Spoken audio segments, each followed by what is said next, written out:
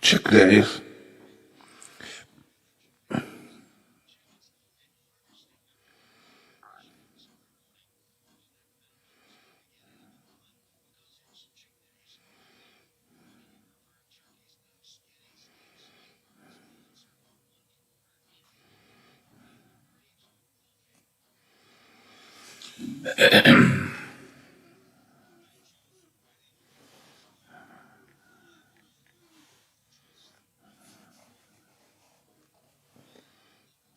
Ohio Valley continues shortly, here on the Watchdog Morning Show with Howard Monroe.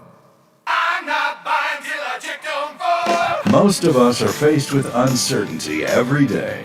Your job, your finances, sporting events, schooling for your children, and so much more. With so much uncertainty surrounding you, there's one auto dealership that you can be certain about, and that's Doan Ford. You can be certain that you always get a great deal and the best service afterwards. Being in business for over 50 years has given Doan Ford the reputation of being a strong, reliable dealership. Be certain. Choose Doan Ford. Online at DoanFord.com. I'm not buying till I check on Ford. How do you give hope to a child in the foster care system?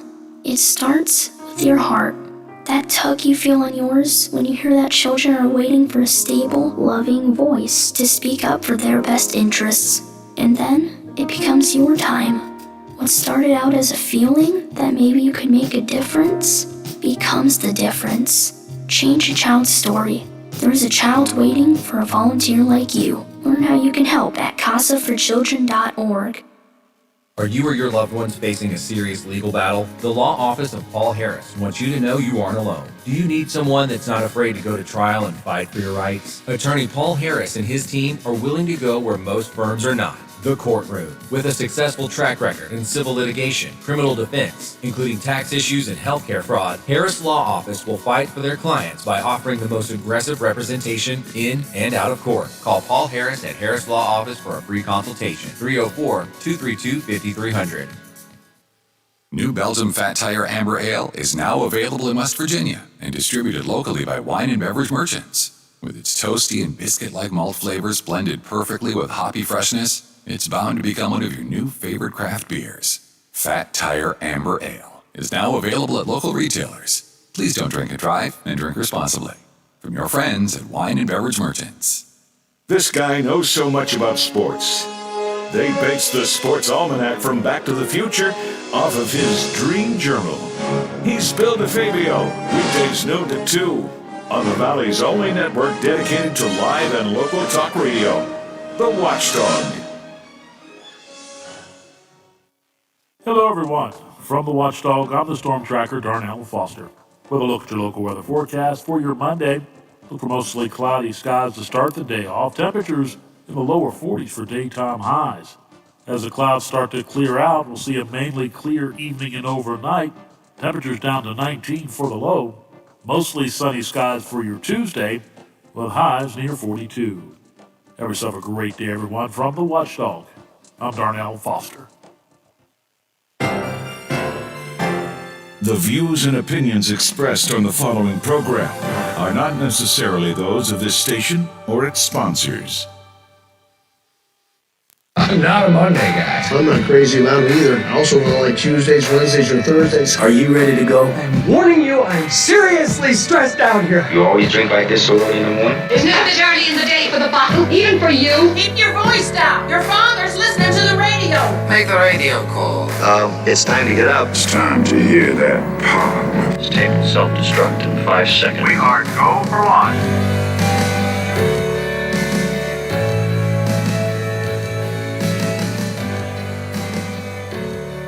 News, information, conversation, controversy, and fun. This is the Watchdog Morning Show with Howard Monroe.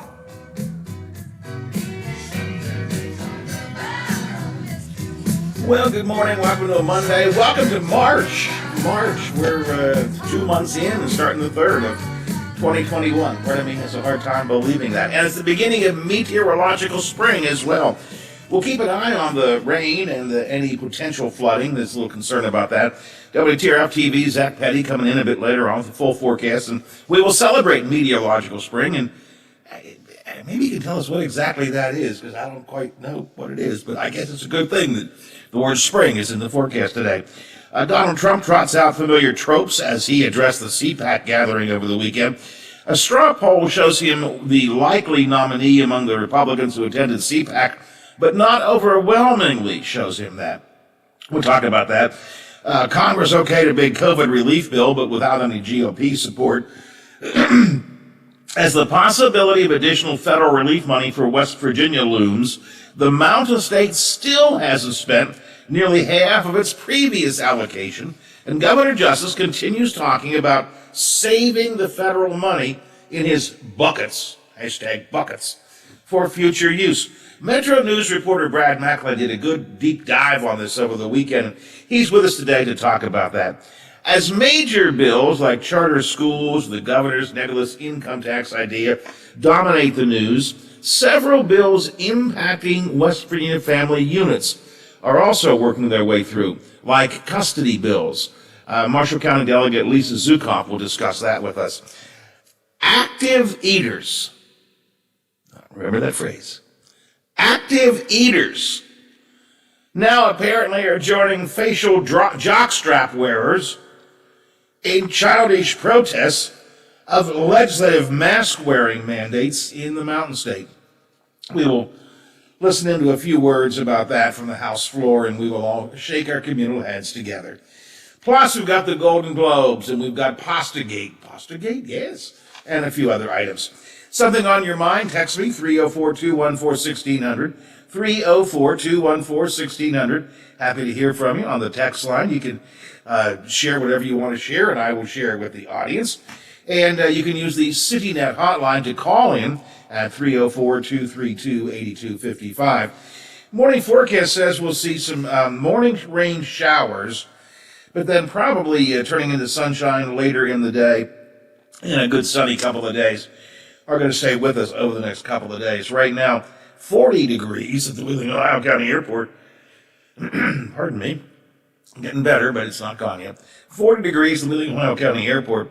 Wind blowing around 19 miles an hour. That makes it feel like 31, a little below freezing. So 40 at the airport, 40 here at my home studios in the Elm Grove section of Wheeling, and 40 at the Robinson Auditorium Studios downtown Wheeling in the heart of the Ohio Valley. Biff, I haven't looked out yet. It's still raining a little bit? Yeah, as far as I know when I came over. I mean, it was raining. Yeah, just a little bit, but other than that, I mean, I haven't done anything since driving over, so I couldn't tell you what it's doing out now. Those of you on the island at all concerned about flooding, I see that there's a prediction of hitting what they call the action stage, but no. How big that is? No. We laughed last night when we saw that they. Did you really? Yeah, I mean that's just it's. You know, we laughed and shook our heads because at 36, I mean that to us that's laughable because everybody knows their number and what they need to worry about when stuff hits. So yeah, I mean we saw 36 and just kind of 36, great. We'll worry when it hits about 39 and into 42. So, yeah, for us, I mean, we're still well below where we need to start worrying. So, yeah, we're in good shape. Trying to pull up here. Oh, here we go. Folks, excuse me. Hold the microphone for a second. Yes, folks.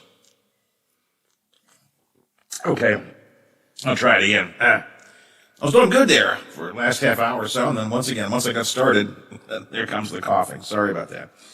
Let me see. The river graph shows 30.6 on Tuesday night as the crest, and that is in the action stage, but nowhere near the flood stage yet. So you island rats aren't too worried about that, right?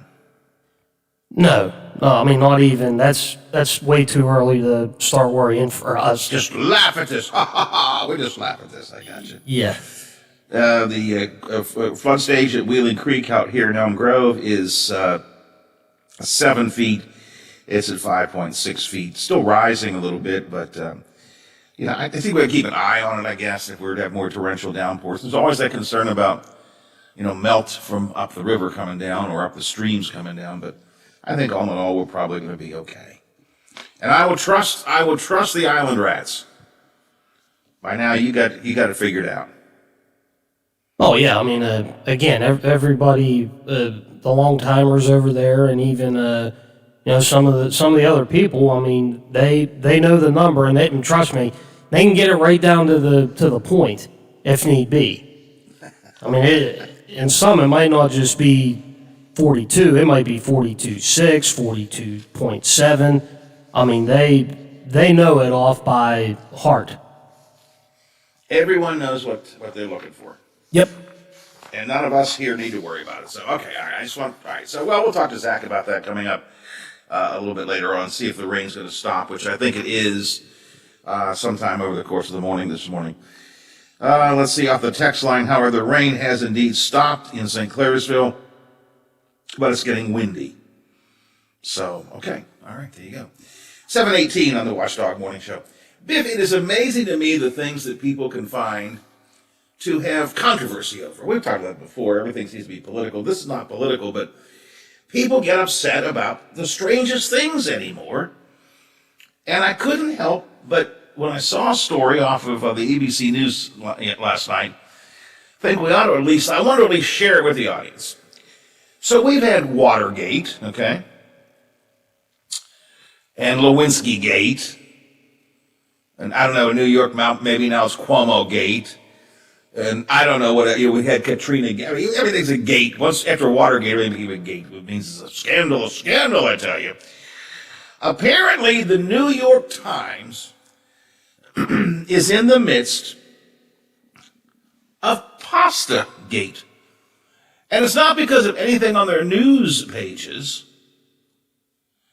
It's because of recipes they're publishing that have got some Italians upset.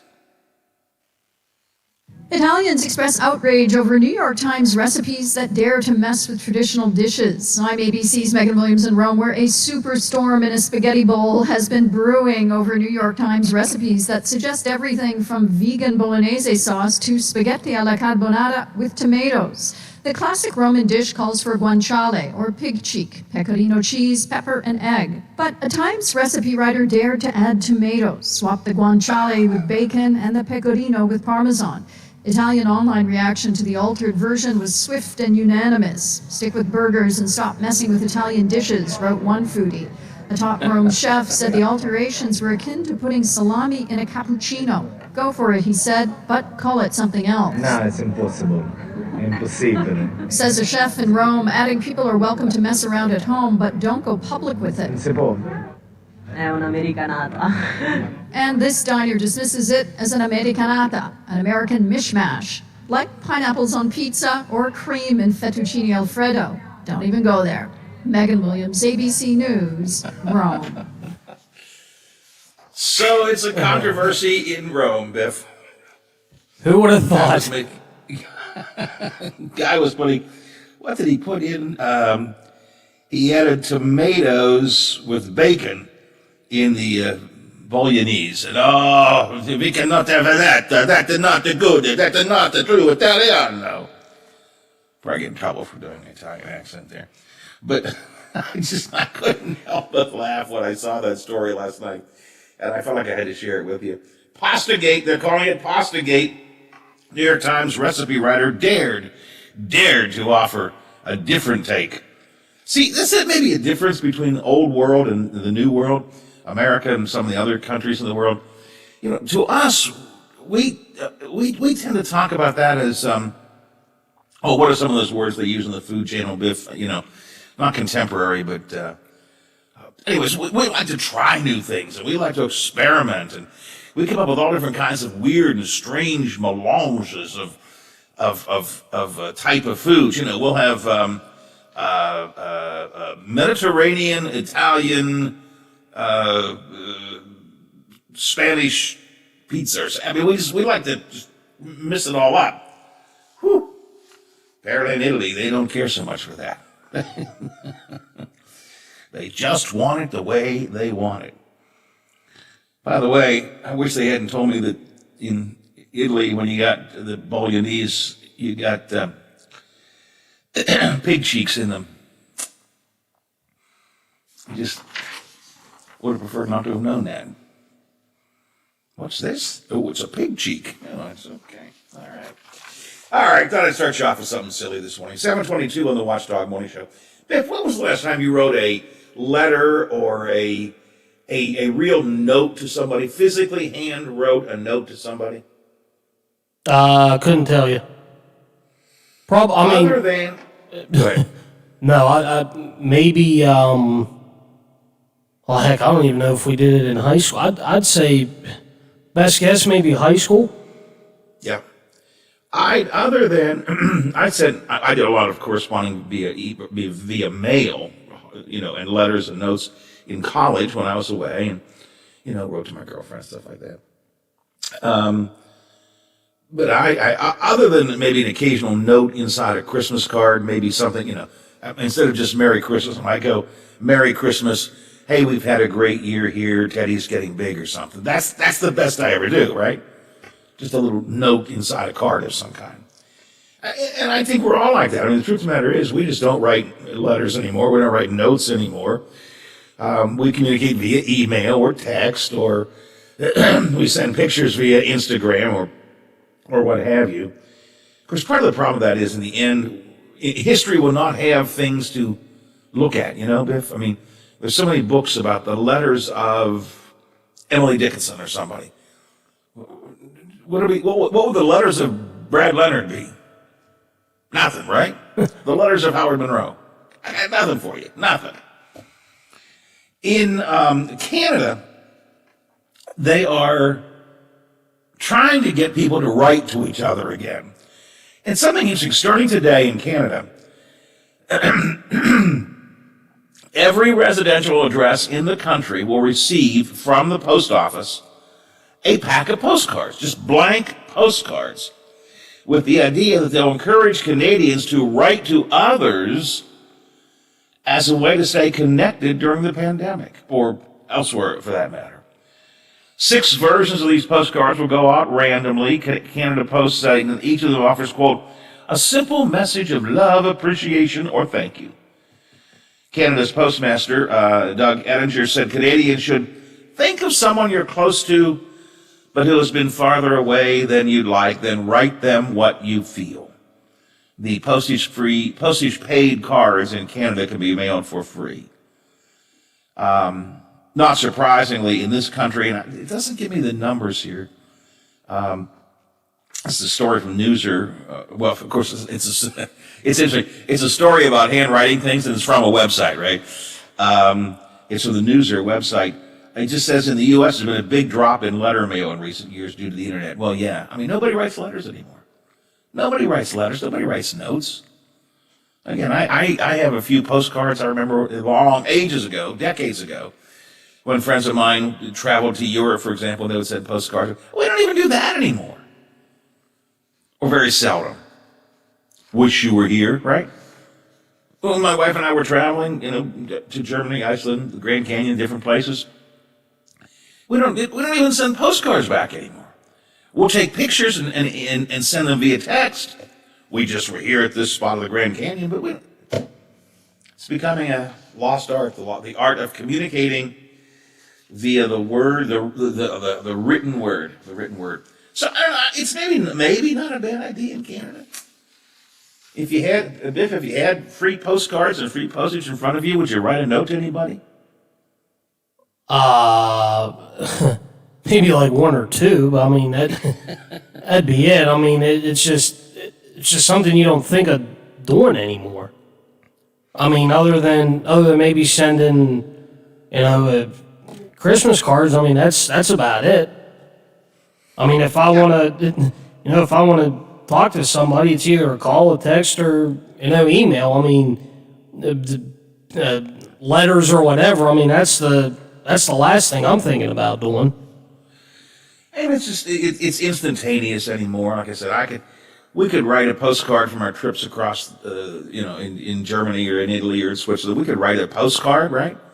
And it'd be nice, and it's nice to have, and it's nice to get mail, I guess. Especially like Teddy could get, he likes to get mail because it's a little one. But why not just send the picture? Because the picture gets there like that immediately. Or if you've got something you want to say, just say it.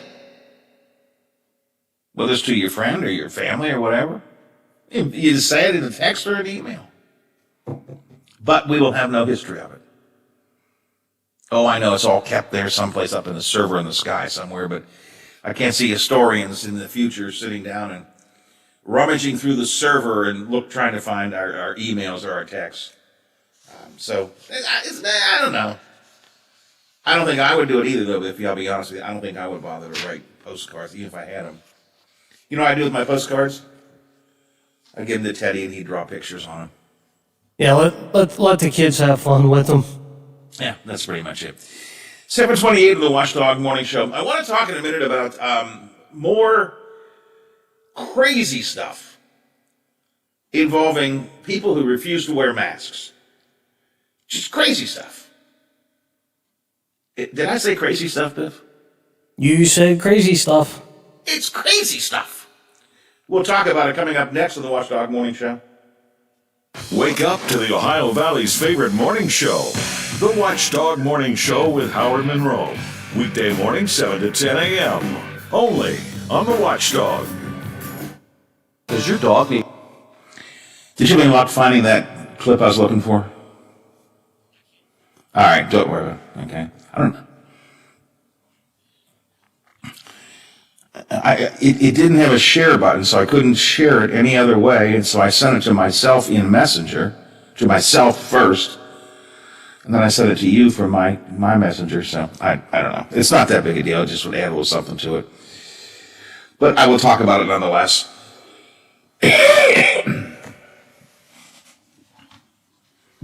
Yeah, I'll use that a little later on. Yep.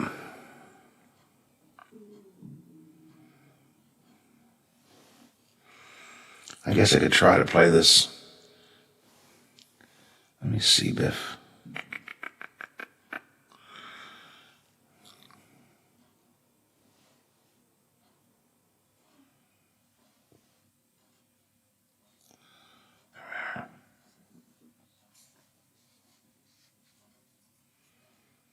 Yep.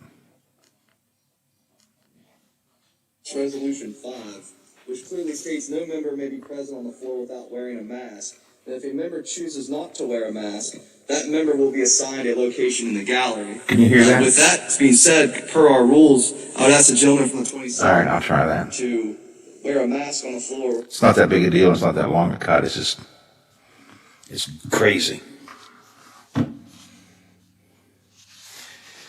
Okay. Annual campaign supporting local programs focusing on the community's toughest needs. From the Watchdog Network, right now traffic. Here's the latest from the Robinson Auto Group Traffic Center. Traffic near the Highlands, on Washington Avenue, and on the Fort Henry Bridge is running smoothly. Traffic near the Ohio Valley Mall, on 70 and 470, and on State Route 7 is running regularly. The lane width reductions on the eastbound entrance ramp and westbound exit ramp to Wheeling Island will continue. The closure of I-70 from US 250 and West Virginia 2 South, the 16th Street exit to the Ogilvy Park exit for Phase 2 of the Fulton Bridge Replacement Project will continue. The closure of the US 250 North on-ramp to I-70 East as part of Phase 2 will continue. The Market Street overpass width reduction will continue. I-70 construction will continue westbound where crossovers are in effect. And all existing detours and closures will continue for the I-70 Bridges project. Follow Ohio Valley Traffic Report on Facebook, WTRF 7 News, and the Watchdog for updates. Benwood. The Watchdog is protecting your yard. Join Howard Monroe, Hobby Kercheval, Bill DeFabio, and Big Rick for the best live and local talk in the Upper Ohio Valley and beyond. Benwood trusts the Watchdog. It's your turn to talk. From politics to pet peeves, get it off your chest and on the air. The Watchdog Morning Show with Howard Monroe continues. 40 degrees at the Wheeling, Ohio County Airport, 40 here at the Robinson Auto Studios, downtown Wheeling, in the heart of the Ohio Valley. I still am thoroughly befuddled at the people who simply refuse to wear a mask out in public. I don't understand why people don't comprehend that there really is such a thing as COVID, and it really is killing people, and it really can affect anybody and everybody. Unless you've had the vaccine, then you've got a lessened chance of it. And yes, we are on the right direction, all that kind of stuff. But I don't understand why people just, even if you don't believe that there's something about, even if you don't believe in COVID-19, I mean, it's a scientific fact, but why you just won't put a mask on? But the lengths to which people go to not put a mask on is amazing to me. I have a story here. And it doesn't say where it's from. It's a video that went viral over the weekend, Biffy, where a woman in a grocery store is told, "Excuse me, miss, you must put on your mask."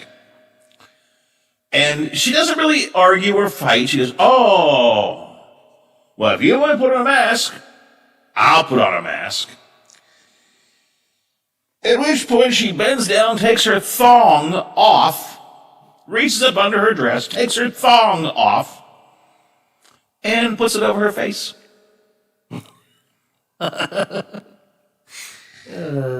She's come to be known as Thong Mask Karen, of course. Karen carefully arranged the thong over her face with the largest portion covering her mouth and the thin strap running over her nose, so it kind of, sort of, achieves the purpose. Once she's got the thong on her face, she flashes the cashier a thumbs-up signal and then goes about her business. I mean, seriously? That's the way you have to. In Charleston, as we know, in the legislature, if you are a legislator who does not want to wear a mask, there is a provision being made for that. The provision is that you are to go up into the upper galleries. If you're one of the lawmakers who is foolish enough to say, "I'm not wearing a mask," there's a special place for you set aside from everybody else so you don't run the possibility of infecting them, other people, right? But as we know, because we talked about it last week, there are some who refuse to do that, like Senator Robert Carnes, who instead of wearing a mask or isolating himself somewhere else, has put what amounts to a jockstrap on his face. I mean, that's kind of what it is. It's just the outline of the mask, the straps that hold the mask around the ear and under the chin, and there's nothing in between. And he's not the only one who's wearing these mesh masks or masks that have no value, but technically apply to the letter of the law in Charleston. Last week, tail end of last week, another idiot came forward. Marty Gerhardt, who is a delegate, is not wearing a mask. And so he is called out by our very own puppet master, Sean Fluharty, who says, "Wait a minute now. You know, the deal is you wear a mask or you go somewhere else. Let me see if I can play a little bit of this for you. I don't know if I can or not. Push the right button. Let me see. Thank you, Mr. Speaker. Point of order before speaking to the bill. Yes. Affixed outside the House chamber is House Resolution 5, which clearly states no member may be present on the floor without wearing a mask. And if a member chooses not to wear a mask, that member will be assigned a location in the gallery. With that being said, per our rules, I would ask the gentleman from the 27th to wear a mask on the floor or be assigned a location in the gallery. Chair would refer the member to the rule out in front of the House. Point is well taken. Thank you, Mr. Speaker. Point out for clarification. Let me just pause this for a second because you need to see this video. Marty Gerhardt is speaking, no mask, not even one hanging around his face. He doesn't have a mask anywhere in sight. And he's holding a coffee cup. He is holding a coffee cup. Now that is really important in his mind. I do recognize the point made by the gentleman from Ohio County earlier, and I certainly was present when the rules were passed. If I'm not mistaken, those rules did create an exception for when speaking or when you were actively eating or drinking. I probably have gained 5 pounds and am caffeine beyond what I should be since I have been here, but I believe that I am following the rules and certainly don't want to oppose your directive. But if I am within the rules as actively eating and drinking and or speaking to the public, I believe that I am complicit with House rules and would ask for a ruling on that matter. The rule does so provide. Now, I want you to understand what he just said. And you need to understand that this guy, Biff, is literally walking around the legislature holding this coffee cup in his hand wherever he goes. The question has been raised, is there anything in the coffee cup? Nobody seems to know. But he's holding the coffee cup, sometimes by the handle, sometimes holding it by the bottom. So wherever he goes, he's got a coffee cup. And he's out in the hallway talking to people, and he's talking to his fellow legislators, and he's talking on the floor of the House, and he's speaking, and he's holding his coffee cup. And then he says that means he is, quote, actively eating or drinking, and therefore doesn't have to wear a mask. How badly do you have to not want to wear a mask to go through life carrying a coffee cup to prove you're actively drinking? Put the damn mask on! The laws of the legislature, the rules, I shouldn't say laws, the rules of the legislature, of the House, are that if you are standing up and speaking in the House, you don't have to wear a mask. You can put your mask down if you're speaking to your fellow legislators. It's just when you're mingling in public and you're, next to somebody, you have to put it on. Again, I don't comprehend whether you believe that it's necessary or not necessarily. I don't think it's medically important. Why in God's name would you wander the halls? Because he can't let go of it, mind you. He can't let go of it. I've seen some video of this. He's just holding his cup, like it's like holding on for dear life, because that's what allows him to not wear a mask. Just put the mask on. So on the Senate side, we have jockstrap Carnes, and on the House side, we got coffee cup Gerhardt. People want to know why nobody wants to come to the Mountain State. All they do is look at this stuff and go, you gotta be kidding me. Why would I go to a place where those idiots are my leaders?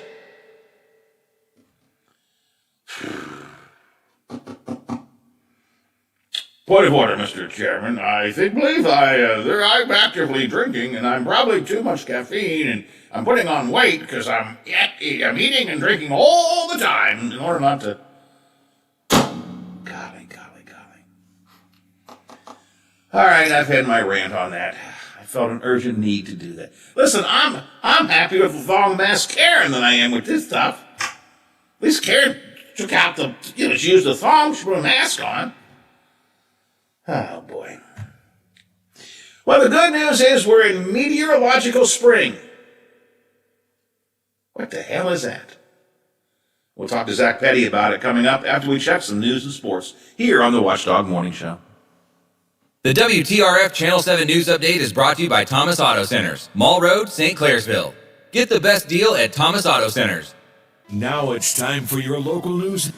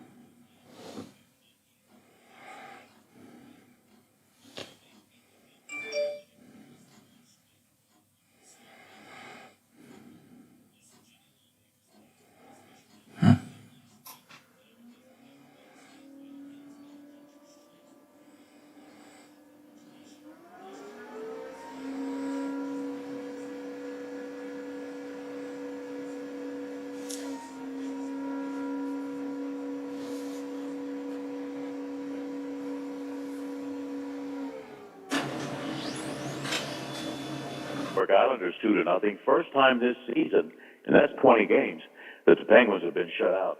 Pittsburgh will host the Flyers Tuesday. Oh, by the way, both teams will be real busy. The Flyers and the Penguins will play 3 times in Pittsburgh in the next 5 days. And how about the Nailers? They played 3 home games this past weekend, winning 2 out of 3, including Sunday's 6-1 win over Utah. The highlight in this game, a goalie fight. Ooh, I missed that one. College basketball. It was number 9 Iowa defeating number 4 Ohio State 73-57. And how about this matchup Tuesday in Morgantown? Should be a treat. Number 2 ranked team in the nation, Baylor, at 18-1, will visit number 10, the West Virginia Mountaineers.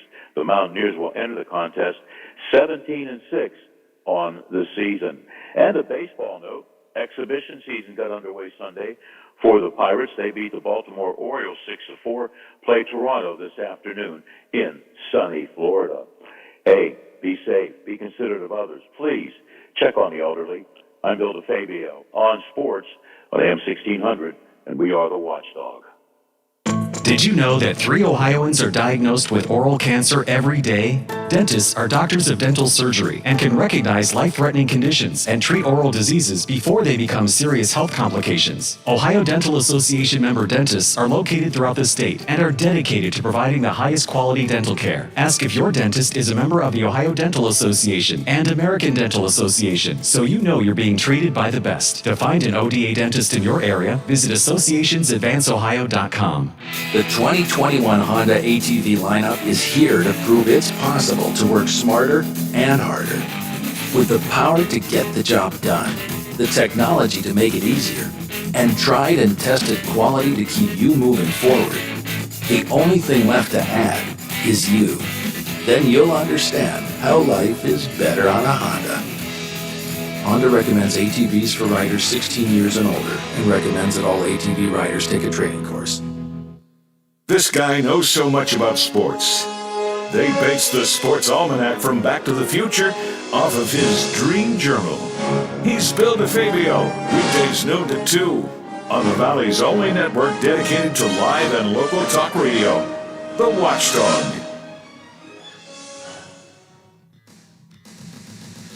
Miss a part of the show? Want to hear a segment again? Check out our podcast page at watchdognetwork.com. The Watchdog Morning Show with Howard Monroe continues. We have a lot of territory to cover today. We're going to spend some more time on the legislature. Brad Macklin did a great story over the weekend at WVMetroNews.com. A lengthy story, pulling together the governor's belief that we ought to be using the federal relief aid for buckets of money to save for the future, and how many other people think that COVID relief is supposed to be, well, for COVID relief. I'm going to talk to Brad about that coming up later on. And in the midst of all of the big stories like income tax reduction and charter schools and so on, a couple of stories that involve what I call the family unit, custody cases, foster parent cases, legislation, moving through the legislature as well. Lisa Zukoff from Marshall County is going to join us, and we're going to talk about that coming up a little bit later on. But right now, let's welcome from the Big Seven, WTRF-TV, meteorologist of the morning, Zach Petty. Good morning, Zach. Well, good morning, Howard. How are you, sir? I'm good. It's still raining outside, yes? No, actually, we're No. just a little dreary, probably, and cloudy. Most of the rain is actually over into Monongalia, Preston, up to Fayette, Westmoreland, into Indiana, and through Pennsylvania at the moment. So we're in the clear. Oh, so we're gonna all right. And when the rain is eventually over and done with, which I guess it's getting over and done with now, we're gonna start to see some sunshine today. Is that right? Maybe it'll hold off a little bit today. Maybe there's some filtered sunlight into the afternoon hours, but I'm expecting bright, beautiful, wall-to-wall sunshine Tuesday, Wednesday, Thursday, Friday, Howard. This is, I had you in mind as soon as I was going through and saying, oh, models are saying sunny. Oh, okay. Well, how long is it? Okay, Thursday, Friday, 6 days of sun in the Ohio Valley. This is preposterous. I got to call someone in charge. This isn't right. Well, I'll be happy if that's the case. If that's the case, and the temperature's going to be, we're in the 40s today. Tomorrow a little cooler, but midweek we'd up to 50 for a Wednesday, right? Yeah. It's certainly the best looking day of the work week is going to be Wednesday with mostly sunny skies, and we'll flirt with 50, but it'll be a little bit colder than seasonable temperatures because normal highs for this time of year is 44. So upper 30s, low 40s. We're kind of on that teeter-tot of it's a little colder, but the sun will be a nice pick-me-up. It's better than cold and cloudy. So I'll take chilly and sunny. That sounds better. Yeah, I think I'm with you on that. I can live with that. Now help me with something today. What the heck is meteorological spring? Because today is the beginning of meteorological spring. I thought spring was still like 20 days away or something. Right. So meteorologists, we actually classify seasons based off of months. So meteorological winter was December, January, and February. And the reason we have this, not to be different, even though I'm sure all meteorologists were all getting classified as, oh, he's a little different, and I'm sure I classify as a little odd at times, but we classify them in months just because it's easier for records, for weather keeping, because because you have to deal with the leap day in February, and then it just kind of runs the seasons together because seasons change. It could be the equinox might be on March 19th or March 20th, and a couple years ago it was on the 20th. So it's kind of easier for us just to categorize seasons based off of months compared to dates. Does that make sense? Well, yeah, it may be easier, but I don't think we're in spring yet. Well, meteorological spring we are, just not actual well, you people astronomical spring. Wait a minute. You guys think you're so powerful you can just declare when a season is without anything? I mean, I understand how spring is, we said spring on the equinox and all that kind of stuff. So you meteorologists kind of got together and said, you know what, it's easier for us if we have spring in March 1st. That seems a little arrogant, Zach. If I was the interpreter of the rules, yeah, I mean, I don't know. I guess I was just always taught that way, so it just makes sense to me. So I don't really have any rebuttal to your statement. All right. You got me. I was surprised to see we're so well. Biff, guess we're in springtime now. Meteorological spring. I don't care how you categorize it. If we're in spring and it gets closer to golf season, I'll take it. Hey, so Biff's on my side, Howard. Well, I think Biff has the same attitude you do. Golfers will determine spring their own way. When they can hit the links for the first time, that's the beginning of spring, right, Biff? And we're probably about another 4, maybe 5 weeks at the most from doing that. So, hey, if that gets us closer to, again, if it gets us closer to spring, I'll take it. I don't care how you categorize it. I'll take it. So everybody defines spring their own way, I guess. Okay, I get it. But I can at least say now we're in spring, you know. I'm not sure I'm going to feel that. Although, again, next couple of days may feel a little springy. But I can at least now say we're in spring. So that's good. You're definitely will be, oh, we're in spring. Well, what do you mean, Howard? You'll get looks at like you got 4 eyes or text out the wazoo saying, what do you mean that the spring equinox is on March 20th and we're in astronomical spring? It's just meteorologically speaking, it's easier for us to categorize the month by month compared to dates. So that's why we have meteorological spring. And you know, I'm making fun of you, but actually, you know, I define the beginning of summer as Memorial Day. Exactly. Yeah. So there we go. So that's the end of Memorial. Summer is Memorial Day to Labor Day for me, the 100 days of summer.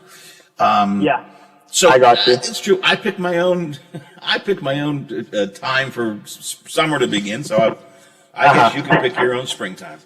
And golf. All right. Well, thank you. Biff, you can pick your own time too. So there we go. Anyways, bottom line is not a bad 7 days, right? No, not at all. Yeah, especially with all the sunshine that we're expected to see over the next couple. Just get through today. A little cloudy, a little breezy at times. Wind gusts could be upwards of 30. Might make it feel a bit colder, but still, all in all, I mean, I'm not going to be complaining, especially with the amount of sunshine that we're expected to see over the next couple of days. And there was some concern over the weekend for small stream flooding or even river flooding, but if the rain has stopped, we'll keep an eye on that, I guess, but probably the likelihood of flooding is diminishing too. At least I would assume so, right? Right, yeah. It looks like down more so in Monongalia County is where we're seeing a little bit more flood concern. I mean, we'll get into an action stage here at the Ohio River here in Wheeling, but I'm not expecting to see anything too high. I think 30 feet is the forecast flood level for us, and then I think moderate flood levels, or minor flood levels, reach 38 feet. So we still have some room and leeway for that, and the NWS Atlantic River Forecasting Office is keeping an eye on things, and I'll be keeping an eye on them so that way I can tell everyone else saying, hey, it looks like flooding can be occurring, but I do expect probably the small streams probably getting close to the embankment. So just take it easy, keep an eye on things, and let us know, because I'm only here in Wheeling. So if you're seeing flooding, let me know, and then I'll be able to say and tell everyone else that what you're seeing. And Biff, as an island guy, Biff says people on the island laugh at this. 30.6 feet. We're not worried about that. We'll worry about the river when it gets where we expect it to be. So hopefully the rain that we had over the week. I'll tell you what, I was driving home from Dillonville yesterday morning in that downpour we had. Man, the roads were puddling. And I was hydroplaning. I mean, it was coming down really heavy on the road. Yeah, it was tough. But I guess we're out of that now, so very good. Yep, all clear now. All right, Zach, I appreciate it, and welcome to spring. Welcome to spring, Howard. And we'll talk to you again tomorrow. Thanks a lot. Yep, sounds good. Take it easy, guys. Happy meteorological spring. Yes, indeed. All right, thank you. I guess it's a good point, Biffy. We all pick our own, times. Golfers decide that spring begins when you can begin to golf, right? Well, and I always thought for you, summer was when the pool at Wheeling Park, and even Oglebay for that matter, opened. Biff, you absolutely right. You're right. I always say the start of spring to me, I know we finally hit the season when I drive through Wheeling Park and the pool has water in it. So you're absolutely right. We all have different ways of defining it. And then, of course, I always say Memorial Day to Labor Day are the 100 days of summer. Text line, Howard, it's like Memorial Day is the start of summer. Yes, that's okay. I guess that's true. By the way, also off the text line, we talked about Pastagate earlier this morning. ABC News had a story I shared with you that New York Times recipe writer had written an Italian recipe, I think it was a bolognese, that included some unusual ingredients, not traditional ingredients. And according to our ABC News reporter, it's got some folks in Italy all upset. This is not the correct way to make the bolognese. You Americanos, you put the wrong stuff in there. Got a text here. Howard, don't mess with Italian recipes. Our motto is, we don't get mad, we get even. So, all right then. If you want to text me, you can, 304-214-1600. 304-214-1600. Need I do a break, Biffy? We are good to the top of the hour. 78th Annual Golden Globe Awards kicked off last night. The awards season continues to be kind of weird because it's not, we're still in the midst of the pandemic. They were hosted live from bi-coastal awards, if you will. One side New York City, one side Los Angeles. Tina Fey and Amy Poehler, each on a separate coast, coming together via the power of Zoom and so on NBC. Let's see. What do we have here? Nomadland won for the best film drama, and Chloe Zhao nabbed the best director for Nomadland. Borat's new movie scooped up the best motion picture for a musical or comedy. The late Chadwick Boseman, who maybe you know best as from the Black Panther movies, but really did many other movies, he won Best Actor for a motion picture drama. Andrea Day won for Best Actress in a Motion Picture Drama. Sacha Baron Cohen, Borat, took home Best Actor. On the TV side, The Crown won the Best Drama for the Golden Globes.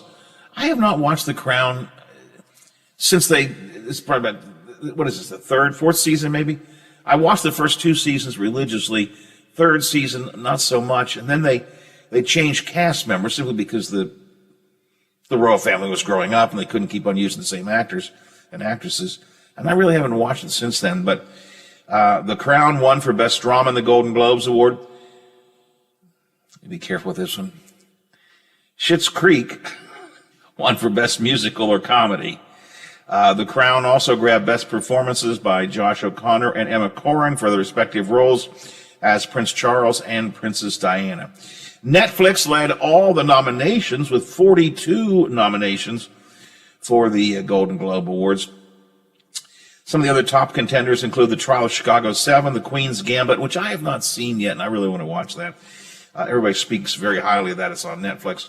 Amazon Studios managed 10 nominations, and so did Hulu. So, the Golden Globes last night. Many people see the Golden Globes as a sort of bellwether of what the Oscars are going to do. There was a lot of controversy about the Golden Globes, the way they were, and who they represent and so on. But there you have it. Nomadland, The Crown, among the big winners at the Golden Globes last night. We'll go to ABC. They'll cover the world for us. We have a lot of national stories I want to get into, including COVID relief, including the Capitol situation, the Capitol insurrection, some things we've learned about that, and Trump at CPAC. Get to all of that coming up. Also, next segment, we'll talk about some issues out of the legislature with Lisa Zukov and Brad McElhenney by in a bit to talk about the governor and his buckets. It's all coming up. Watchdog Morning Show.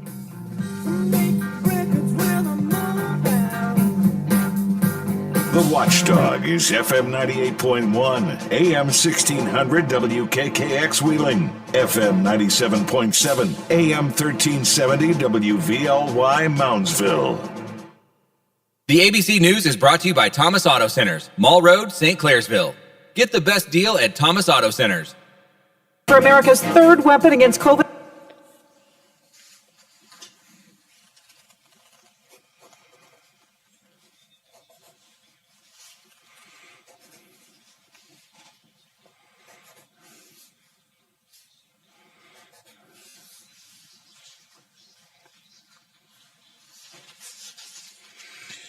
All right, Lisa Zukov at 8:10, Biffy. And Brad at 8:40. And you and me at 9 o'clock. Yes, exactly. And then we'll be done.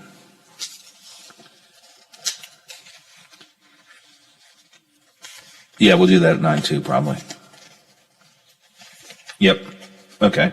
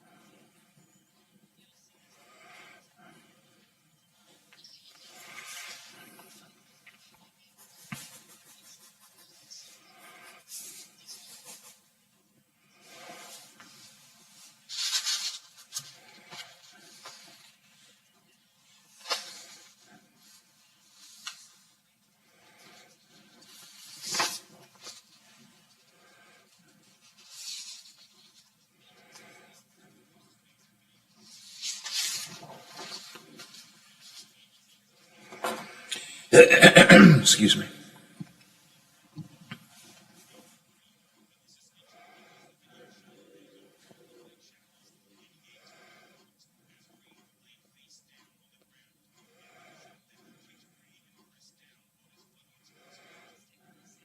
Buttocks.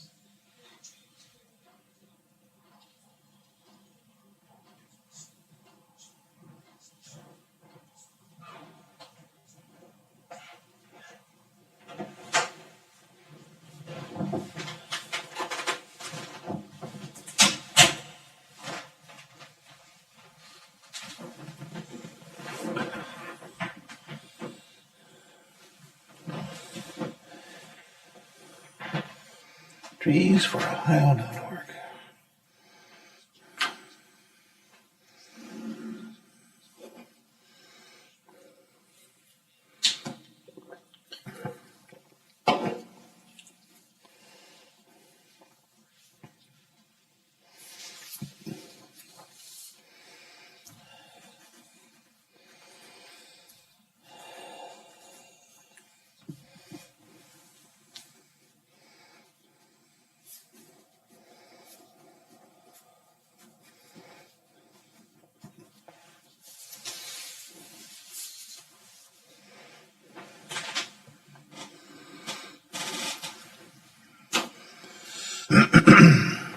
With Howard Monroe continues after this. Hey, I'm going to the kitchen. Can I grab you a Coors Light? Yeah, that sounds good. Huh. I never knew there was a zip line in my fridge. Hey! Hey, buddy! Yeah! You got 2 Coors Lights up there? You got it! Always brewed down to 34 degrees. With a taste as cold as the Rockies, only Coors Light gives you refreshment every time. Here you go. 2 Coors Lights. Awesome, man. Wow, these are really cold. That's the only way I deliver it. Sure. I mean, you being a mountain climber and all. Yep. You probably need a pretty warm coat in there, huh? Yep. Hey, Ben! Yeah! Ask him if he has any nachos. You got any nachos in there? No. Just icy cold Coors Light? Yep. That makes sense. It is the Rockies. Coors Light, the world's most refreshing beer. Coors Brewing Company, Golden, Colorado. With great beer comes great responsibility. For all of your IT needs, visit OmniPerforms.com. Omni Strategic Technologies, the only IT company that the watchdog trusts. The members of Roofers Union Local 188 in Wheeling remind us, while we may consider it a right to receive blood when hospitalized, we must also consider the responsibility to donate blood to maintain the supply for the community. This message from all the great and caring folks, the members of Roofers Union Local 188 out of Wheeling, representing licensed, bonded, and insured roofers for all residential and commercial projects. That's Roofers Union Local 188 in Wheeling, wishing everyone a safe and healthy year. CA House Music has all the gear to make your music legendary. With all the best gear including Fender, Epiphone, Yamaha, and more, CA House will have you rocking in no time. Get the most for your money with everyday low prices. And we meet or beat internet pricing. Play before you buy and let our product specialists help you pick out the instrument that's right for you. CA House Music, supporting local musicians since... Okie dokie, thank you. I'll try and take my 20 break. We'll have to see.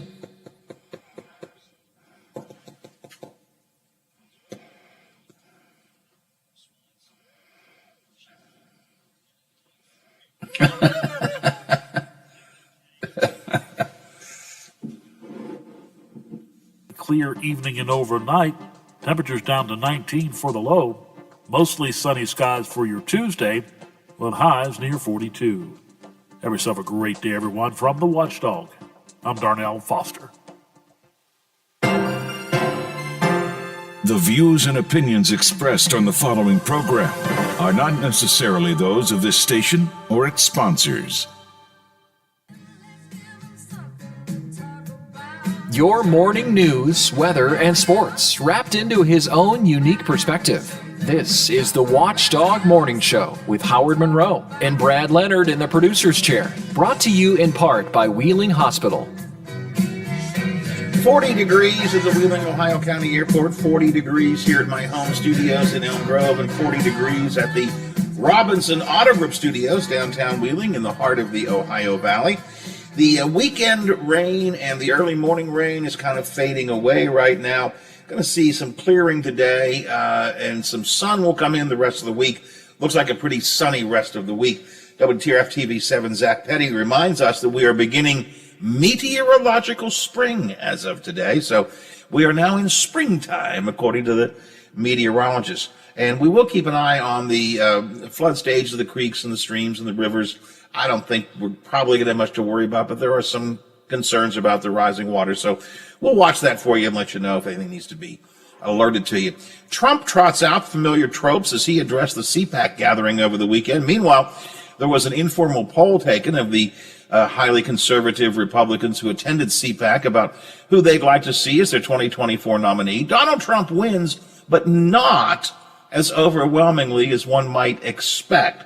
We'll talk about that. Congress okayed the big COVID relief bill without any GOP support at all. As the possibility of additional federal relief money for West Virginia looms, the Mountain State still hasn't spent almost half of its previous allocation. And Governor Justice continues talking about saving the money in his buckets instead of spending it for COVID relief.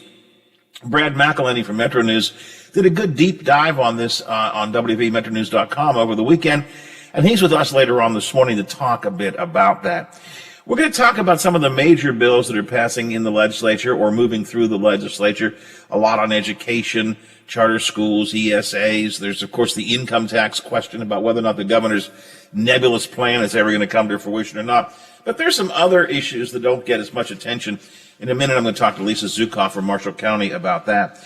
And staying in the legislature for a minute, apparently active eaters have now joined facial jockstrap wearers in their childish protest down in Charleston of the legislative mask-wearing mandates. It just staggers my mind that people will go to the extents they're going to not wear a mask. Senator Carnes wearing that jockstrap on his face. Marty Gerhardt, delegate, saying that carrying a coffee cup with him wherever he goes, so he can claim to be actively eating and drinking. Put a mask on, for God's sake. Isn't that easier? We'll get into all of that. Plus, we have Pastagate, the Golden Globes, and a good bit more coming up. Let's talk to Lisa Zukoff, a Marshall County delegate. Lisa, good morning. Good morning, Howard. How are you? I'm good. Now, you keep your mask on during the session, right? I certainly do. Don't you get a little frustrated with what you see some of your colleagues down there doing? I absolutely do, and I think the main thing that upsets me the most is, we've lost over 2,000 West Virginians to this disease. It's not a joke, and it really offends me when they treat it like it is. That's all in the name of freedom. And that's what they're doing. They're treating it like a joke. Yeah. And it really offends me for the folks that we've lost. I mean, I think we all know someone who has been lost to COVID. And I just can't fathom why you would act like that when you could just put the mask on. It doesn't hurt, So, I just don't get it. Yeah. My argument has been obviously COVID is very real. It's killed 500,000 Americans already. Right. Including, as you point out, thousands of West Virginians. I mean, it is real. It is deadly. I mean, everybody who gets it doesn't die. I don't mean that. But it is a very, very serious problem. But even if you believe it's not, what's the harm in wearing a mask? If nothing else, it shows respect to those who feel it is a problem. It's an issue of respect, if not of health. Yes. They're very selfish, in my opinion. Yeah, in mine too. Hey, before I get to some other things, I think there's a lot of top-line stories we could talk about, but I want to get to some of the secondary issues. You deal with a lot of issues involving family units and so on. I want to talk about that. But first of all, let me ask you, Lisa, have you, as a delegate, heard or seen any actual piece of legislation or heard any concrete suggestions from anybody other than the governor in his speeches about this income tax reduction plan? I haven't. I haven't heard anything from my colleagues, Republican colleagues in the House, that anything about it.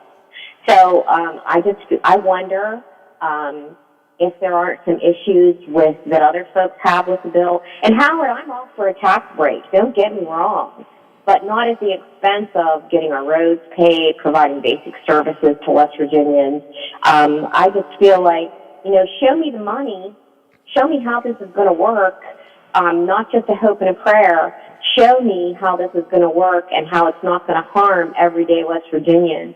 and it's going to help us recover from COVID and move everybody forward in a successful manner. Show me how it's going to work, and hey, I'll be all for it. But until then, I just remain very skeptical. We haven't seen his numbers. We haven't seen any data. All we've heard is him speak about it. And his press conferences, I'm sorry, where he does the call-ins and his folks pick the questions from Facebook with very little notice that this is going to happen. I mean, if we're going to be serious about this, then let's open it up, Governor, and talk about it. I will say this for him, though, and I agree with everything you said, but I will say this. Some of the questions they have asked, the questions from viewers or Facebook or what have you, have actually, I mean, they've not all been friendly softball questions. I mean, they asked some questions about, fairly tough questions like, well, if we're going to increase the sales tax, why wouldn't I just go to Ohio and shop? I mean, so they've let some questions go through that. Now, I guess probably because he's prepared to answer those, although I think his answers are foolish. And I want to be clear. He doesn't think that folks in the Northern Panhandle will go across the river to shop. He doesn't think that. He thinks that the pennies are too small. And, in Moundsville and Wheeling, we also have the municipal tax from home rules. So we already pay an extra cent in those areas. So, if it goes up to 1.9% or whatever his final number ends up being, that's 3 cents on the dollar. If you're going to be, buying some groceries, or you're going to be, spending some money, I can be in Ohio in 5 minutes from where I live. So, and in Pennsylvania in 15. And so I don't think he's being realistic about that. No, I don't think, and I don't know if he doesn't understand or doesn't care, and I'm not sure which it is. He said at one point in his most recent quote town hall meeting that, well, I will never get it up to 10%. It'll never get to 10%. Well, Governor, if you're in Wheeling, for example, where it's already 6.5%, add the extra 0.5%, or add the extra full percent the city has, and then if you add another 1.9%, which is almost 2%, you're up above 9% already. You are heading towards 10%. If you're in one of these municipalities that already has their additional tax, I don't know if he doesn't understand. Then again, Lisa, you have people who are trying to get rid of the user fees and take away the power. Who knows what other powers they'll want to take away again. That seems to me to be a trend of this session from the leadership too, is to take away as much local power as they can and move it towards Charleston. Do you feel that as an issue? Absolutely. And when I first got down here 3 years ago, the mantra was just the opposite. It was all about local control. So it's almost been, I just don't understand it, and I'm really, really concerned because I just think it's taking advantage, and I get it. They have a supermajority, and they feel they have a mandate from the folks at home to do whatever they want. And I think the folks are getting a little irritated with how it's being treated. And of course, the lack of transparency. Now, I will give Mayor Capito credit. He's the chair of the Judiciary Committee, and he's having the first public hearing on the House side today on drinking water legislation. It happens at 9 o'clock. So folks can tune in this morning or go on YouTube later if they want to watch it and see the hearing before we take up the bill. So I give him a lot of credit. He's the first one, but I've been in other committee hearings where folks have asked for public hearings, they're denied. They ask to have specific witnesses to speak on the bill, and they're denied. It's up to the committee chairs. So, transparency to me is all about trust, people's trust in government. And given the polarization that we've seen the last couple years in our country and in our state, I think it's very, very important to be truthful with people so that we can help them understand that how the government works, and that it's there for you, not for the people who are in elected office. Lisa, I agree with you. I understand that they have the power to do what they're doing. They have the supermajority. Right. They can do it. But because we can is not really a reason. And I keep asking myself, and how bad is it for the Republicans when even the Ogden newspaper chain, had to write an editorial saying, who's running things down there? You guys are way off base. I mean, when even the Ogden papers editorialize against you, something isn't right. There's just something is amiss down there. Hey, has there been an editor named at the paper? I've been looking and I haven't seen anything. I don't think they've changed any titles yet. I don't think so, no. Okay, all right. It would be nice to know who's writing those. But anyway. I think I know, but I don't want to say anything, so I know, I'm the same. I feel the same way. But I just, it's something I've been asking since this whole thing started. It's something Sean Fluharty asked his first time down there. Who's pulling the strings down here? And I used to know at least. I at least used to know. It used to be Alec and, groups like that. I don't even know who's setting up this agenda this year. I truly and truly don't know. Yeah. Lisa, I need to do a quick break. Go ahead. I'm sorry. Please go ahead. I had a bill that passed out of education last year. I tried last year, and it was single reference to education. It's called Trauma-Informed Schools. It's actually a training program that would help everybody in the school, from the bus driver, the cooks, the teachers, the aides. The secretaries would all be trained on how to help children deal with trauma from losing a parent, trauma from having drugs in the household, trauma from a lot of different reasons. And it would just help kids learn they would know how to help kids learn how to deal with those issues instead of acting out, getting them help if they need it. And it was approved through education, and when it came to the floor on Friday, it was referred to finance, which is the way where you send bills to die. So it's just really disheartening for me to see, and I'm going to ask about it today. Do I just leave it alone? Did you send it there to die, or should I go, see the Eric householders talk about the bill? It's early enough that it could still get through if they desire it to get through. But if they don't want it, then just let me know now, and I'll just, save my energy and do something else that's good. Yeah, go get a cup of coffee. I guess I am being facetious, but look, I'm a big girl. I can take it. Just let me know. Yeah, if what I say is going to make no difference to you anyways, if it's all a done deal, then I got other things I can do. Lisa, I need to do a quick break, and then I want to talk to you about a couple of what I call family unit bills that I know have been working their way through, and I know it's the kind of thing you pay some attention to, and it's kind of off the beaten path of where our mainstream media is. I want to take a couple of minutes to talk about those, so hang in just for a second, and we'll come back and talk about those. Lisa Zukoff is with us, Marshall County delegate here on the Watchdog Morning Show. It is 8:24 after the hour on the beginning of meteorological spring.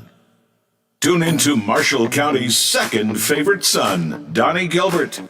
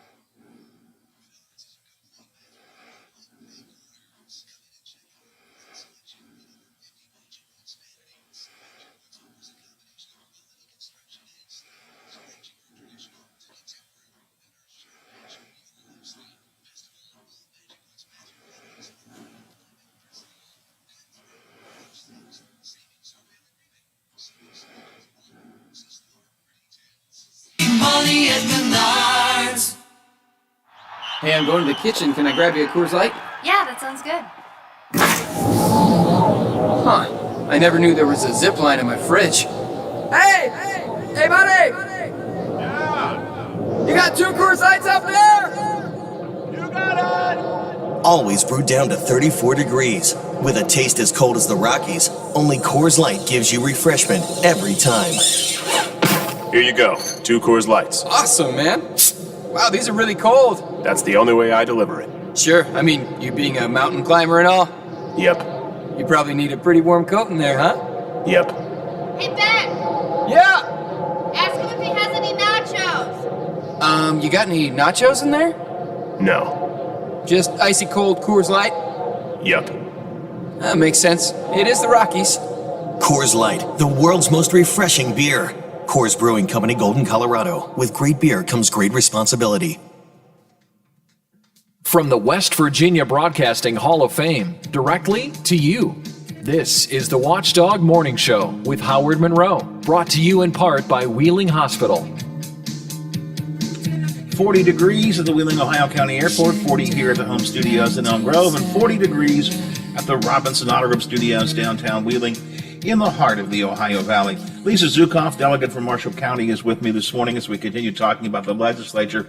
Lisa, we talk an awful lot about the big stories, but I wanted to get a couple of these, I call them family unit stories in here to talk about. It's an issue that I know that they are issues that you often are vocal about. There are a couple of these child custody laws or child custody revisions that are pending, are there not? There are. Yeah, we actually are taking one up today for amendments on the House floor, and it's very contentious. And Howard, anytime you deal with children, it becomes very emotional for people. And the premise of this bill is that all child custody starts with the concept that it's going to go 50-50 to the parent, 50-50 to each parent. Regardless of, right now, West Virginia law requires that the best interest of the child be taken into consideration through the family court system. This bill would change that to say that it automatically starts at 50-50. And this bill would also allow any existing custody arrangements within the state of West Virginia to be reopened to be evaluated under this new law. I specifically asked that question of the attorney, so I know that that's the case. So if you have a custody agreement, it's grandfathered. It would not be grandfathered in. It could conceivably be reopened for this new standard. Exactly.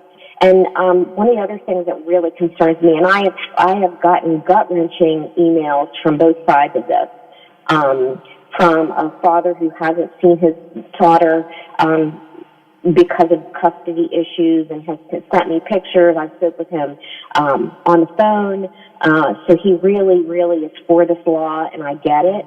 I get where people are coming from. One of the things that this bill does is if a child, even if a child hasn't, one of the parents hasn't been involved in the child's life for 2 years, after 2 years, if they've been gone more than 2 years, the child hasn't seen them, then they kind of forfeit this 50-50 goes away. But if not, it would mandate that at the beginning of this legislation that the court system give the other parent 50-50 custody, and then a hearing will be held, which will be months down the road. And I said, so what you're telling me is that for whatever reason, one of the parents hasn't been involved, and they haven't seen this child for, say, 18 months. And this bill gets passed, and they go in, and that child will be given to them. A baby could be given, could be given to this father who has or mother who has no relationship at all with this child. I think that's traumatic for the child. I think there should at least be something that allows it to transition into 50-50. I mean, I just feel like the best interest of the child is is the ultimate goal always. I understand where people are coming from, and I understand that there are flaws in our system and unfair treatment, through family courts and things like that. And I wish we could come up with a remedy, but I really worry about this bill. I worry about the children who could be hurt as a result of the way this bill is written. And unless I hear something much, much different, I don't know that I'm going to be able to vote for it for those reasons I just mentioned to you. when I first heard of the bill, it says, well, that makes, in my mind, well, that makes sense to me. Let's begin with the presumption that a child should see mother and father equally, that should be the presumption that we start with.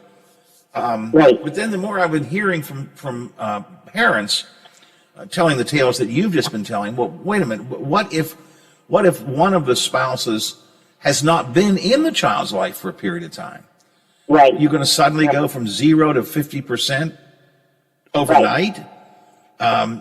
That strikes me as the potential to be very traumatic for a child of any age, quite frankly. Exactly. To go from having seen daddy or mommy at all to suddenly, boom, now I got to spend 50% of my custody time with them. Right. That doesn't seem right to me. Yeah. And a lot of people, child support's important. It would obviously, whoever has the child the most, is the way the child support is figured out, has an impact on how much time you have with the child, and whether this is right or wrong. I mean, there are some folks out there who drop the child off at grandma's and they get a reduction in child care, a reduction in child support, mother or father, and they're really not spending 50% of their time with the child. Now, grandma's always good. I'm a grandma, as I know you're a grandpa, and we'll take those babies anytime we can get them. But, so I'm drop them off anytime. Exactly. But I think that, you have to really think about what's truly happening, and each case is different. And I think, for the parents who already get along, and for the parents that already get along, this 50-50 works out pretty well. I think in cases where the child sometimes is used as a pawn, or not, don't always treat the other parent fairly, regardless of the issue, it becomes very traumatic for the child. So I just worry that we're not, in some cases, taking the best interest of the child into consideration. And I'm with you. If everything's fine, 50-50 sounds awesome at the beginning. And I'm married to a gentleman who had, she's my daughter, but had a first marriage, and the child custody issues were pretty nasty at times. And then I'm also the child of divorce, where when my dad sometimes left and wasn't a very nice person and didn't take care of his family. So I've seen it from both sides. So I feel like you bring that to the table too, that you understand it from that perspective. But in my mind, as a mom and a grandma, as a parent, I just think whatever's in the best interest of the child should always be taken into consideration. When you used a phrase a minute ago, which we use all the time, but it always makes me cringe when I hear you say the child is being used as a pawn. Children should never be pawns, And I know that happens. I mean, that's a phrase that makes me absolutely cringe when I hear it. Yeah, and I don't think that that's the intent of the bill at all. I don't think that that's what folks legitimately think, that this is needed. And I have a friend, that actually lives in Wheeling, who has been through the ringer because of his ex-wife. And, it's just been an awful situation. So, he just recently started seeing his daughter more. And, I know it's just been good for her and good for him. So every situation's different. And I think that you just have to take that all into consideration when making these kind of decisions. It's always not as cut and dry as it comes across. And I also think, I'm actually a co-sponsor on a bill with John Williams from Monongalia County in Morgantown, and it's a sibling visitation bill. Oftentimes siblings are, when your parents are gone, that's who you have left is your family. And oftentimes divorce can be really traumatic on siblings if they don't get to see each other. So we're trying to address some of those issues within that sibling bill. Lisa, I have to run along pretty quickly. Are there other bills that are pending, either child issue bills or other things that we haven't heard much about, you think that the public at least ought to keep an eye on? Yeah, I'm really concerned about the drinking water bills that are coming. It's a rules bill, which will actually allow increased carcinogens into our drinking water. One of the bills is about the tanks that hold the chemicals not being inspected as much as they are now. Those tanks are located, some of them along the Ohio River, Wheeling's water, Benwood's water, McMecken, Moundsville, all of those areas are going to be impacted by this legislation if that runoff goes, if the inspections are lacking and that runoff goes into our drinking water. And there's another bill that actually, that's a bill, and then this rules bill that we're having a public hearing on today. I think sometimes we take our drinking water for granted because we've never had anything really bad happen in the Ohio Valley. But in Charleston, just a few short years ago, that, over 300,000 people were impacted by the water situation in the Kanawha Valley when some dangerous chemicals leaked into the water system. And so I just feel like we sometimes don't take these as seriously as they are. Maybe I'm impacted because I recently watched Dark Waters, the movie about DuPont and the carcinogens that they knowingly put in the drinking water and how that impacted, people's health for years and years to come. So I think that's something that we kind of take for granted, and that's something that's been on that's important as well. And there is a public hearing on these drinking water issues today at 9 o'clock. I know that a lot of folks who are involved in the activities in Charleston are going to be paying attention to that. Lisa, I have to run for now. We'll talk again in the near future. I appreciate your time today, as always. Thanks very much. You're very welcome, and thanks for having me.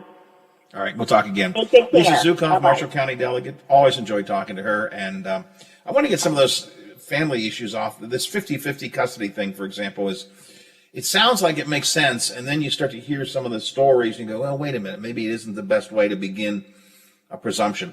We're going to talk about buckets, the governor's buckets, and COVID relief, and a few other issues with Brad McElhenney, and that's straight ahead.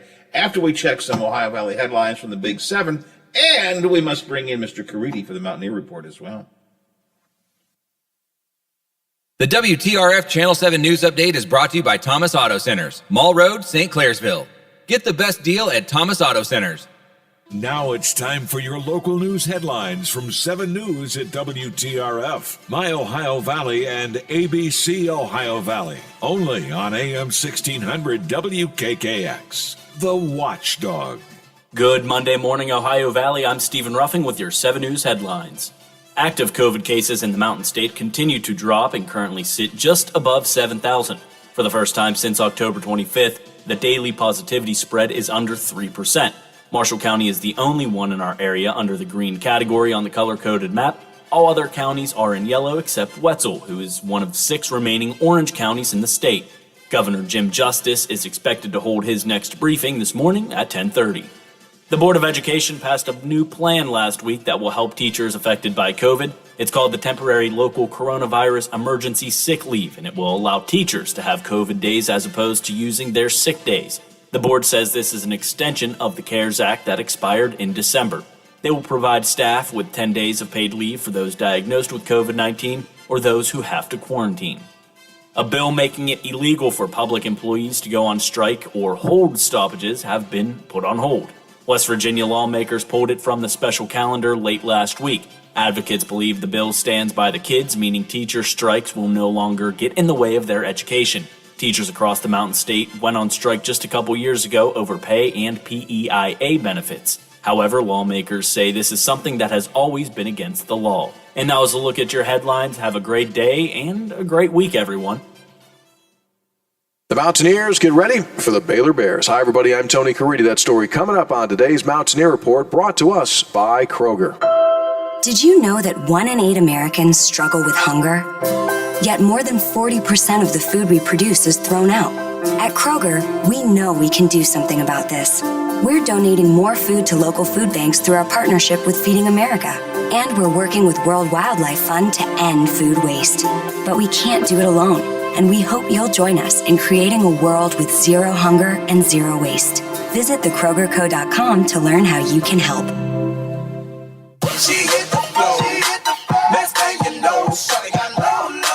Love getting prices that are lower than low on backyard favorites like grill-ready hamburgers and fresh-picked strawberries? Then shop at Kroger. We give you more ways to save on the fresh you love with tools like the Kroger app, where you can find personalized coupons on top of weekly sales, plus rewards like fuel points, giving you prices that are lower than the everyday low. Kroger, fresh for everyone. It's a practice day for the Mountaineer basketball team as West Virginia gets ready for tomorrow afternoon's game against the Baylor Bears. It will be the first and only regular season encounter between the two teams. It will be a 5 o'clock tip-off inside the Coliseum. Pre-game coverage will begin at 4. West Virginia will enter the game 17-6 overall and now 10-4 in Big 12 conference play, that following Saturday's 65-43 victory over the Wildcats of Kansas State. West Virginia got off to a slow start in that game, led by just 4 points at halftime, 26-22, shooting just 33% from the field. But in the second half, West Virginia got hot, making half of its shots and outscored the Wildcats 39-21. It was an interesting game in that West Virginia's top two performers, Derek Culver and Deuce McBride, both saw limited minutes. Culver finished up on the afternoon with 11 points and 6 rebounds, playing just 18 minutes in the game, and McBride did not start in the contest as head coach Bob Huggins is trying to rest him in this late season run. McBride finished up with just 22 minutes, 12 fewer minutes than. All righty, thank you. And McNeil now has 53 threes on the season to lead the Mountaineers. West Virginia wins it 65-43. Coming up tonight here on the Mountaineer Sports Network, it's the Bob Huggins Show. We invite you to join us beginning at 7 o'clock. And then tomorrow, West Virginia and the Baylor Bears with the tip-off at 5, pregame coverage at 4. That is today's Mountaineer Report, brought to us by Kroger, the official grocer of WVU Athletics. I'm Tony Caridi on the Mountaineer Sports Network from Learfield, IMG College. 1 in 3 adults has prediabetes. 1 in 3. That means it could be you, your football buddy, your football buddy, or you, your best man, your worst man, you, your dog walker, your cat jogger. While 1 in 3 adults has prediabetes, with early diagnosis, prediabetes can be reversed. Take the risk test at doihaveprediabetes.org. Brought to you by the Ad Council and its Prediabetes Awareness Partners. It's Chick Days at Rural King. Seeing the chicks has always been a part of the joy of shopping at Rural King. And more families than ever are learning the joy of raising their own chickens and harvesting their own farm fresh eggs every morning. There's never been a better time to get in on the fun because it's Chick Days at Rural King. Whether you prefer turkeys, ducks, guineas, geese, meat birds, pullets, or want to order any of the 150 other breeds, with Rural King, poultry is made easy. Step up your career with an MBA from Ohio Dominican University. At Ohio Dominican, you can earn your MBA 100% online in just 16 months. With 7 high-demand concentrations, including data analytics, risk management, and now healthcare administration, an MBA from Ohio Dominican fits your professional goals. It's also one of the most affordable programs in the region. Classes start soon. Get started at ohiodominican.edu/MBA. Listen to the Watchdog Morning Show with Howard Monroe. Weekday mornings 7 to 10 a.m. Only on the Watchdog. Live and local talk radio just the way you like it. Watch out! He could climb on his soapbox at any time. The Watchdog Morning Show with Howard Monroe continues. Well, I was on the soapbox earlier about active eaters in the House of Delegates and jockstrap facial wearers over in the Senate, but and I may get back on my soapbox again before the morning is over and done with. 40 degrees at the Wheeling, Ohio County Airport, 40 degrees here at my home studios in Elm Grove, 40 degrees at the Robinson Otterham Studios, downtown Wheeling in the heart of the Ohio Valley. A lot I want to get into in a shorter period of time to do it with our friend Brad McElhenney from Metro News. Brad, good morning, sir. Hey, good morning. Happy Monday. It is, and you know what it is? It's the beginning of meteorological spring. Meteorological spring. It's on my calendar. It was never on mine before, but it is on mine now, I guess. I got a couple of, you had some really good stories this weekend at WVMetroNews.com that people should check out and read in detail. In particular, your deep dive into the governor's buckets and income tax cuts and so on, which I want to talk to you about. But before I get to those, just real quick, do you have any idea why they have pulled the teacher strike bill from the calendar? You know, I have been wondering, and got pulled off the active calendar onto the inactive calendar on Friday. I don't have any insight. Nobody's told me anything on background or otherwise, but I wondered if it was because it was Friday and legislators like to get back to their hometowns and they didn't want some big long argument. And I would think that maybe it will go back on the active calendar today, but I don't really know. Of course, we're talking about the bill that codifies, essentially, I guess, teacher strikes being illegal. They really have been anyways by Attorney General rulings in the past, but this would codify it and makes it more difficult for superintendents to give leeway to teacher strikes and so on. But I just wondered why I saw where it had been taken off the calendar. I didn't know and I guess you're not sure either. And it's sad, but it's probably true. Hey, it's Friday. We don't want to fight over this. Let's just go home. So. Yeah, sometimes there is calendar balancing, which means like, let's not have this argument today.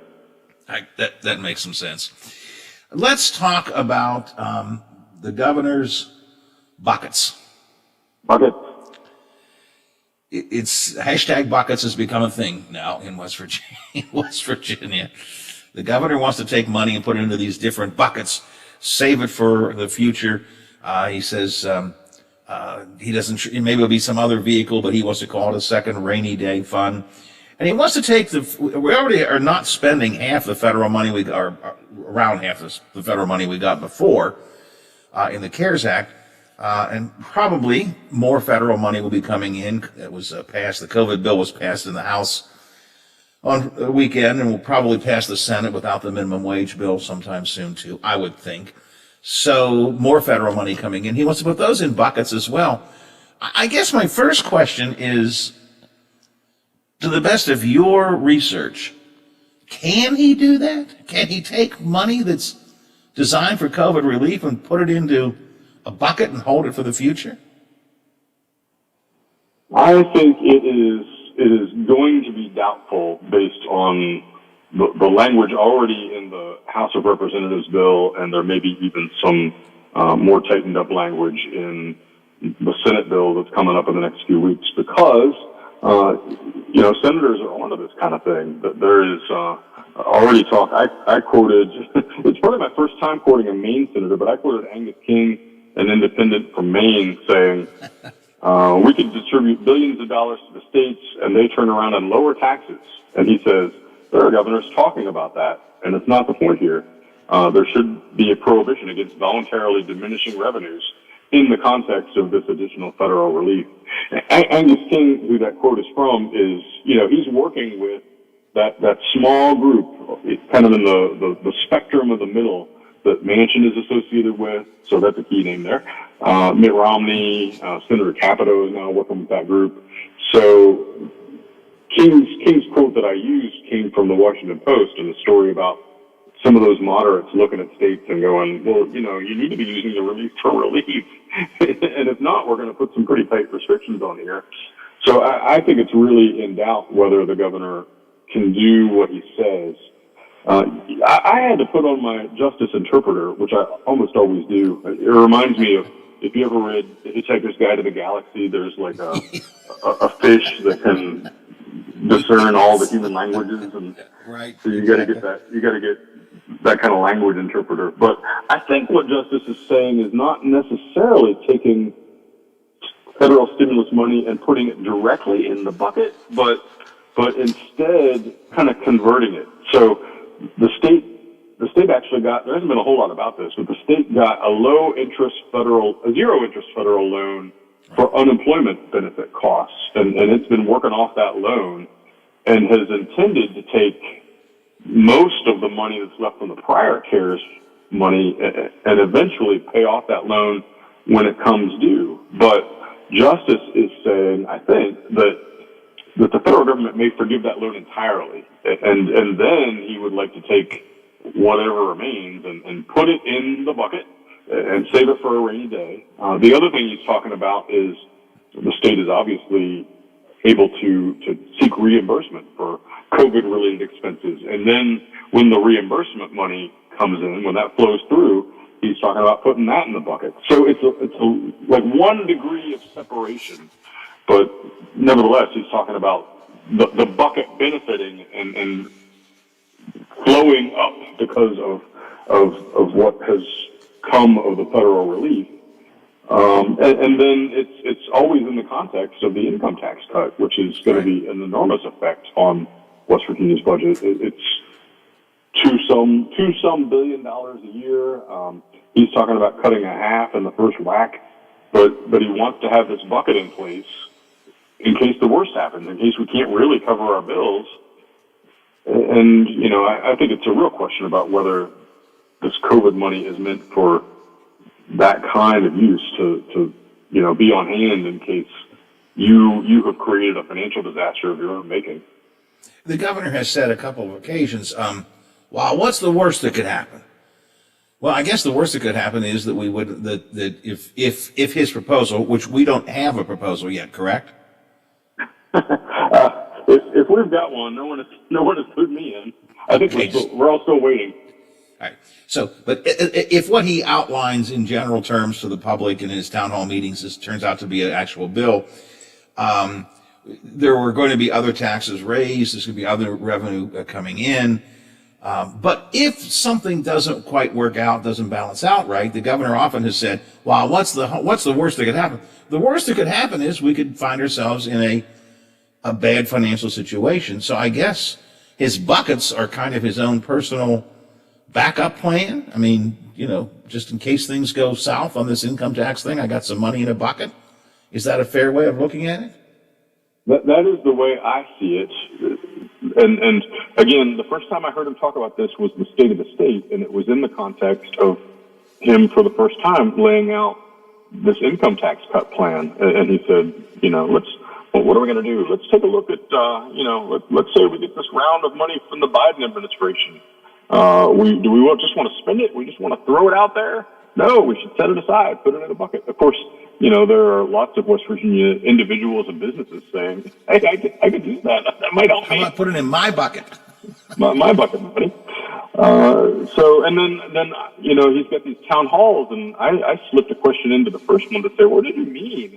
It's interesting how you have to communicate with the governor these days, but I submitted my question in writing, and he's, he to the degree that he does, he clarified that what I thought it sounded like he meant is what he meant. He means to set aside this money in case we move into financial hard times. And again, it was in the context of the income tax cut.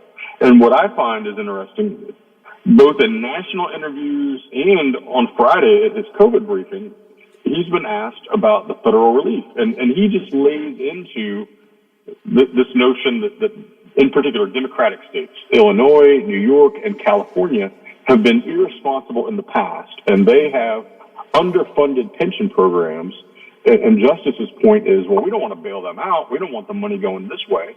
And I think, well, aren't we then, on the other hand, talking about potentially, give him credit, maybe it wouldn't be a disaster, but we're talking about using the money as a safety net for a future financial issue that may be of our own making. And I just cannot compute what is the difference between those things.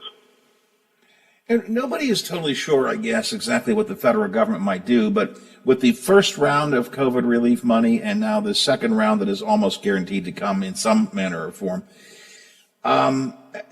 it's always conceivable at some point, if we put it in buckets and don't spend it, the government might ask for it back, right?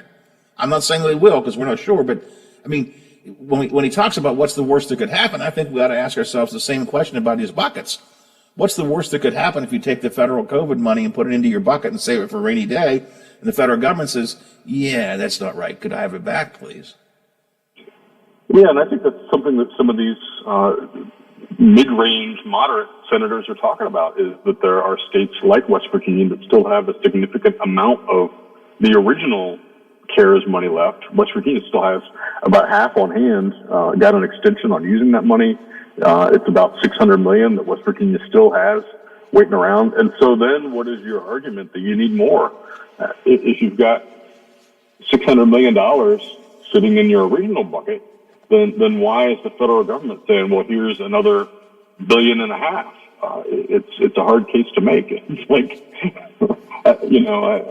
I've sought an advance on my paycheck from my employer, and they say, but you've got the last advance we gave you. There are no in your advances, bank by the account. way, just to clarify. But I understand. Yeah, so that's always a possible negative outcome of this. In the meantime, there are people who need the COVID relief and could certainly could use it now. I just don't think this is what the COVID relief was meant for. Now, this is just my opinion. I'm no expert in it. I haven't read the law. I don't know whether it's more defined than I think it is or more flexible than I think it is. But the governor he's fixated on doing these long-range planning. And long-range planning is a great idea. Don't get me wrong. I think it's good to, it'd been nice if we'd actually funded the Future Fund way back when Jeff Kessler talked about it many years ago with natural gas resources and so on. But we didn't. So I guess we'll see what happens. Brad, are you getting the sense, though, and we joked about it a second ago, are you getting the sense there's actually going to be an income tax bill, or is this just going to float around until it finally floats away? Man, great question. So it is day 20 today of the regular 60-day legislative session, and no sign of this bill. The governor at midweek last week, I think on Wednesday, said, well, we might have a bill tomorrow. And, that was day, I think, 15. Now we're at day 20. It is a 60-day regular session. The legislature's doing other things, but one reason they've been in such a hurry, as they say, is that there's been worry among leadership that they could have a COVID outbreak at any moment, or something that causes the session to go absolutely sideways. But this is the governor's big issue that he wants, that he made the centerpiece of his State of the State address, and there is no sign of it. And I've told Hoppy a couple times the individual components on making up for the income tax cut, the tiered severance taxes for coal, oil, and natural gas, the increase in sales taxes for the rest of us, the luxury tax where if you buy expensive jewelry, you're going to get hit with extra taxes on it. All of those things, the soda pop tax, all of those things, if you looked at them as their own individual bills, they could be pretty controversial and could get hung up in the House or the Senate. And they are all, as the governor conceives it, all in this one bill here. And it seems like it's really going to take some time, if you want this, to get it sorted out, to work through the politics, to work through the concerns of those groups that are going to be affected. The Cardinal Institute, which is sort of on the conservative side, it's a think tank. They believe in some of the charter schools, the school choice issues. They had a post late last week taking issue. They're in favor of the income tax cut, but they took issue with the soda pop tax increase. It just shows that you can't please everybody on this, and it's going to take the next 40 days or so to work those things out. Well, it seems to me a couple of things could happen. Number one is this bill could just vanish. I think that's a possibility. But more likely, I'm afraid it will come quickly, and then it'll have to be disposed of quickly, and I don't think that it can be disposed of quickly. But then again, this has been a session disposing of things quickly. I know you've got a public hearing to watch, so I will let you go, and it's going to be a big one today on drinking water. I know people are paying attention to that, so thank you, Brad. I will encourage people to check out your story at www.veterannews.com because it was really a good story about this whole issue. And if they have a chance, look at the State Resiliency Office story, too, which you and I didn't have a chance to get into, but I didn't even know there was such a thing. So people can check it out. We're learning all the time. Tom, thanks a lot. I'll talk to you later. Thanks, Howard. All right, Brad McElhenney here on the Watchdog Morning Show. And as Brad and I often do, we talk too long, too much. That's right, Monroe, you do talk too much. 9 o'clock, 9:01, holy mackerel. ABC News is in progress right now. The Watchdog is FM 98.1, AM 1600 WKKX Wheeling, FM 97.7, AM 1370 WVLY Moundsville. The ABC News is brought to you by Thomas Auto Centers, Mall Road, St. Clairsville. Get the best deal at Thomas Auto Centers. Last December,